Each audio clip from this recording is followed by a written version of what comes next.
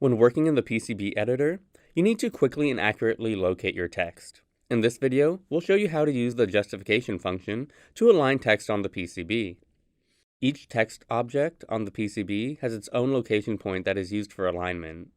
Text can be aligned left, middle, right, up, middle, down. If you want to place a designator in the center of a component, you'll need to center the location point vertically and horizontally. Then, set the required coordinates of the component.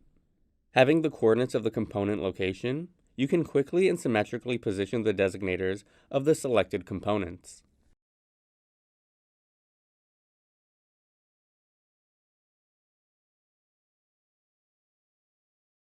To place text on the board with reference to a corner, it is necessary to create a text with the required orientation and set this point to the desired angle.